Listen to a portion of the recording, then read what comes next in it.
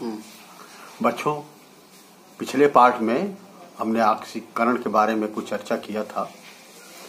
हम लोग अब विधिवत ऑक्सीकरण और अपचयन के बारे में अध्ययन करेंगे। ऑक्सीकरण, जब कोई पदार्थ ऑक्सीजन या ऋण विद्युतीय तत्व ग्रहण करे अथवा हाइड्रोजन या धन विद्युतीय तत्व का त्याग करे अथवा इलेक्ट्रॉन त्याग करे तो इस क्रिया को ऑक्सीकरण कहा जाता है। जैसे इसमें उदाहरण सहित देखेंगे। फर्स्ट में ऑक्सीजन की वृद्धि करके दिखाया गया है कि ऑक्सीकरण कैसे हो रहा है। जैसे कार्बन है प्लस ऑक्सीजन है, ये रिएक्शन के फलस्वरूप CO2 बन जा रहा है। इस अभिक्रिया में कार्बन का ऑक्सीकरण हो रहा है क्योंकि कार्बन के साथ ऑक्सीजन की वृद्धि होकर के CO2 बन रहा है।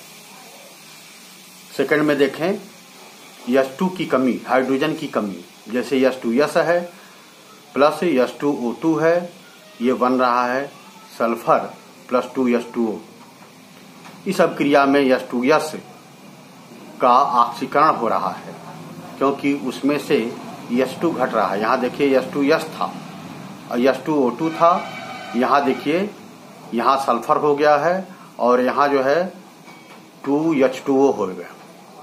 तो इसमें हम देख रहे हैं कि H2 जो है यहाँ से निकल गया, सिर्फ सल्फर यहाँ बचा है, तो इसमें H2 घट जा रहा है। थर्ड देखें Fe2+, ये बन रहा है Fe3+ प्लस E-।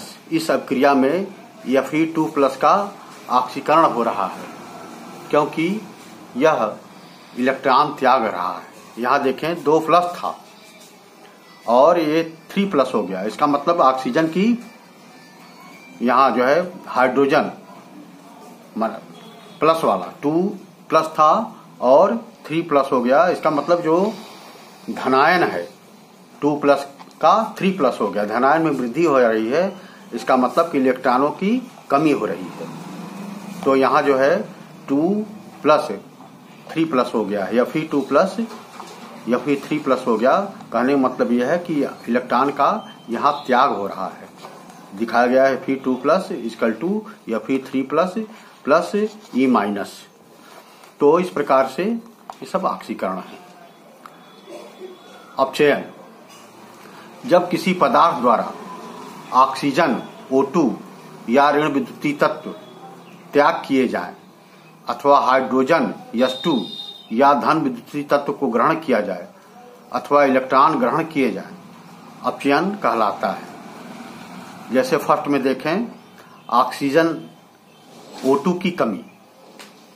जैसे CuO plus H2 = Cu plus H2O। इस अभिक्रिया में CuO का अपचयन हो रहा है क्योंकि CuO में से ऑक्सीजन की कमी हो रही है। देखिए एक कॉपर ऑक्साइड था प्लस H2 है तो बन गया कॉपर प्लस H2O। तो यहाँ से ऑक्सीजन की कमी हो रही है, ऑक्सीजन हटा दिया गया है, सिर्फ कॉपर बचा है और H2 के साथ O आ गया है, तो ऑक्सीजन की कमी इसमें हो रही है। इसी प्रकार से सेकंड में देखें H2 की वृद्धि। जैसे Cl2 प्लस H2 = 2HCl।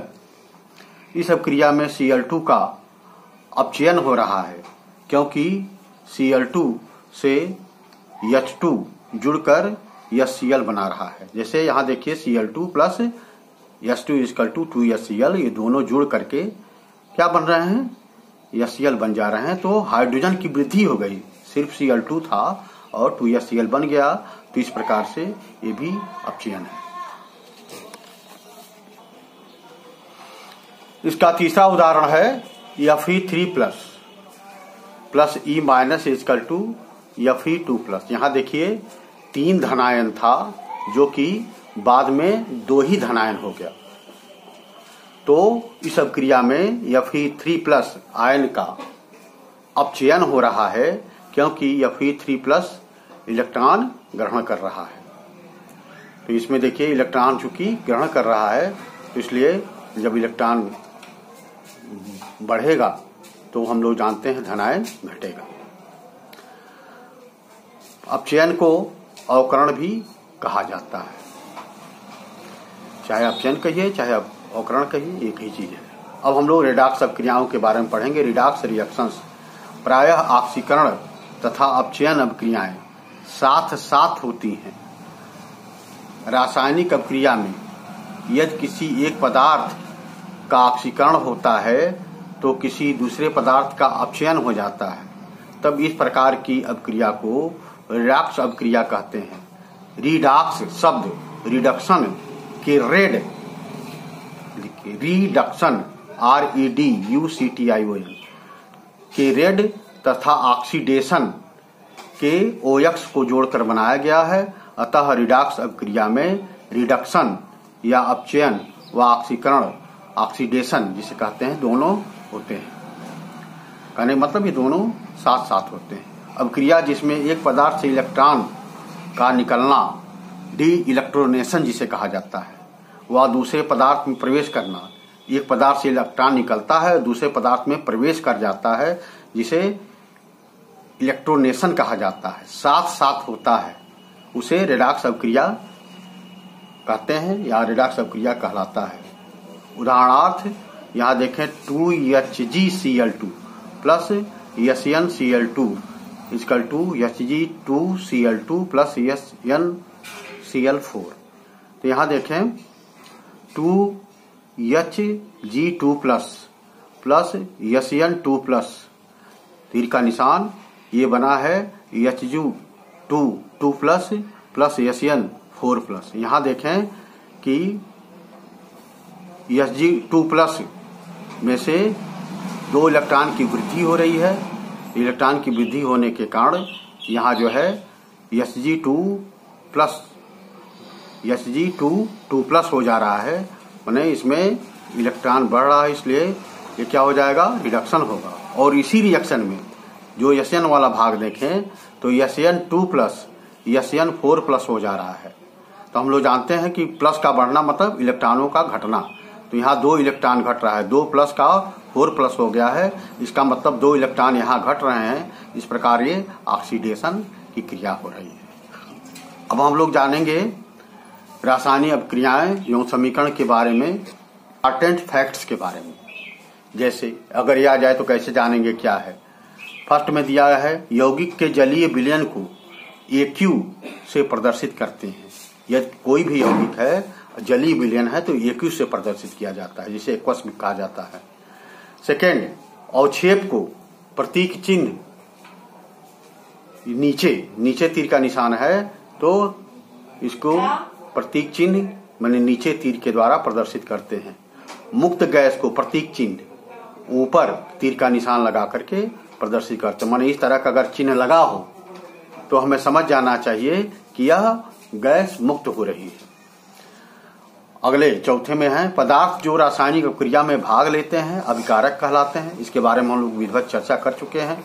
अभिक्रिया के फलस्वरूप नए पदार्थ उत्पाद होते हैं, तो अभिक्रिया के फलस्वरूप जो बनता है उसे उत्पाद कहा जाता है। तीव्र रासायनिक अभिक्रियाएं लगभग 10⁻⁻⁶ सेकेंड में पूर्ण होती हैं, माने कितना कम समय में तीव्र रासायनिक अभिक्रियाएं पूरी हो जाती है। 7 में दिया है चिप्स की थैली में नाइट्रोजन गैस भरी होती है, जिसके कारण अधिक दिनों तक रहने पर भी वो खराब नहीं होता है। एक पदार्थ का दूसरे पदार्थ में परिवर्तन रासायनिक परिवर्तन कहलाता है। 8वां है। और 9वां है पदार्थ जो ऑक्सीजन देते हैं ऑक्सीकारक कहलाते हैं। 10वां में है पदार्थ जो उपचयन को रोकता है प्रति उपचायक कहलाता है। और नेक्स्ट है श्वसन एक ऊष्माक्षेपी अभिक्रिया है। ऊष्माक्षेपी के बारे में बताया गया था कि इसमें जो है ऊष्मा का क्षेपण होता है। नेक्स्ट 12 में देखें वियोजन अभिक्रिया संयोजन अभिक्रिया के विपरीत है। वियोजन माने जुड़ना और वियोजन माने घटना और संयोजन माने जुड़ना, तो ये दोनों एक दूसरे के विपरीत हैं। नेक्स्ट 13वां है साग सब्जियों का विघटित होकर कंपोस्ट बनना ऊष्माक्षेपी अभिक्रिया है। हम लोग जानते हैं कि साग सब्जी जब विघटित होता है तो कंपोस्ट बन जाता है, तो इस प्रकार की जो क्रिया होती है ऊष्माक्षेपी अभिक्रिया है। दीवारों पर सफेदी करने में बुझा हुआ चूना कैल्शियम हाइड्रोक्साइड CaOH का प्रयोग किया जाता है। हम जानते हैं कली चूना होता है जिसको CaO कहा जाता है। तो दीवारों पर बुझा हुआ चूना, कली चूना का प्रयोग नहीं होता है CaO का, बुझा हुआ चूना CaOH का प्रयोग होता है। और 15 में दिया है शरीर में भोजन का पाचन एक वियोजन अभिक्रिया है। तो इस प्रकार से हम लोगों ने रासायनिक अभिक्रियाओं के बारे में कुछ और तथ्य पढ़े। अब हम लोग नेक्स्ट में पढ़ेंगे कि रासायनिक समीकरण को कैसे संतुलित किया जाता है। धन्यवाद।